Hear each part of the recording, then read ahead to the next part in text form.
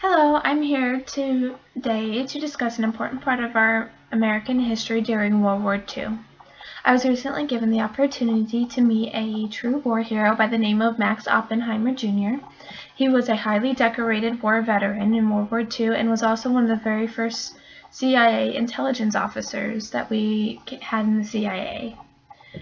While in the airport in Texas on the way to Pensacola, my husband and I helped Mr. Oppenheimer to his gate when he got lost, and we decided to have lunch with him.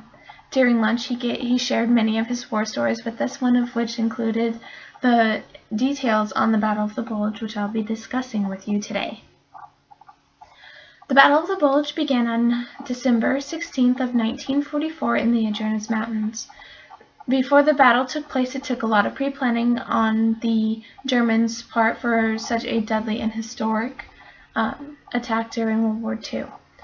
For the Americans and its allies, this location proved to be a perfect opportunity for Hitler to possibly gain an edge on the war because of the lack of troops and the conditions that they faced during that time.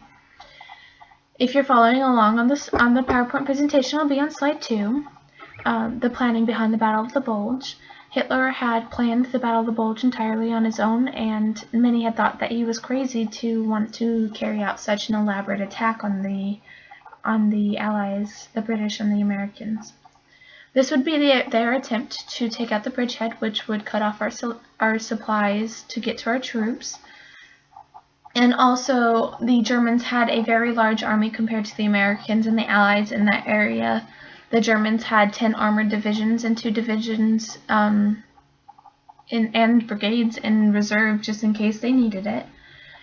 In that area, the Americans only had 3 infantry and divisions and 1 armored division that covered over 90 miles of area in the Ardennes Mountains. The reasons behind this area of selection that was spelled out in the book that I read of Voices of the Bulge by King and Collins. They had said that the Germans picked that area because it would split the British and the American Allied lines in half, making it easier to attack from the side and get to Bastogne. And also the area was very thinly manned due to the previous casualties throughout the time in that area. The Germans used quite a few tactics during that battle. They had sent what was known as human Trojan horses.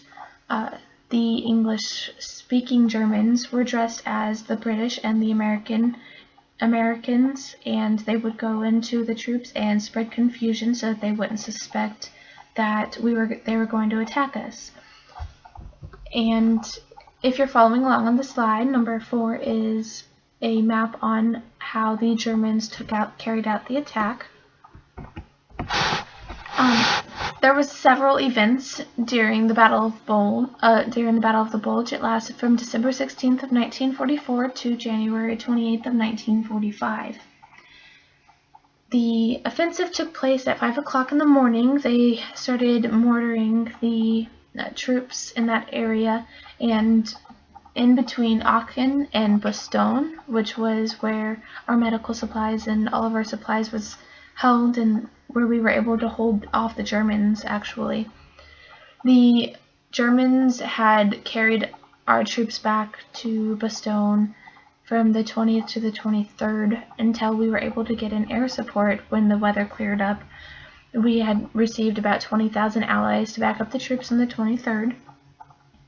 On the 28th, Hitler ordered a halt to the advance on the Germans, but would not allow them to retreat until January 28th. He did surrender all of his troops, and that ended the Battle of the Bulge. And the next topic that I'll be discussing with you is the secrets behind the Battle of the Bulge, which could have prevented the occurrence of the Battle of the Bulge and saved many lives. One of which was the Allies had over 10,000 workers at the headquarters working to decode telegraph messages from the Germans. One of the intercepted messages contained plans of the Ultra offense, which the Allied command staff said didn't fit into their plans, so they decided to ignore them. This also happened with intel on the Germans' Panzer Division, which, despite the fact that the Dutch had confirmed the information, they still ignored it. They'd also decoded intel suggesting increased movements of the Germans towards the Ardennes, which later became the battleground of the Battle of the Bulge. If they had taken action at that point, probably could have prevented the Battle of the Bulge entirely. During my interview with Max Oppenheimer, he had told us that he was returning from Paris on a liquor run when he had seen the German troop head, and had reported it to his command staff that they were headed towards the Ardennes, and they had ignored his intel and told him that we needed to stay out of it.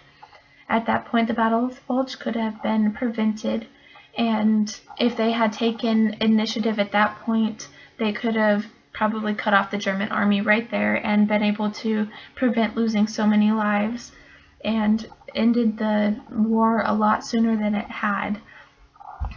Also, the Battle of the Bulge was one of the most costly battles for the U.S. We had lost over 100,000 casualties to that battle. We had, with our allies, over 250,000 troops fighting in that battle, and the Germans had only lost 88,000 troops, including those that surrendered. The Battle of the Bulge was really a turning point for the war. It ended in April of 1945, later on that year, and was really a true tell sign that the war was going to end soon, because this was the last initiative that Hitler had to be able to end the war. So that was my speech on the Battle of the Bulge. I hope you enjoyed it. It was very informational for me, and I enjoyed it thoroughly, being able to meet such an amazing character as Max Oppenheimer. So that's my speech for the day. Have a good one.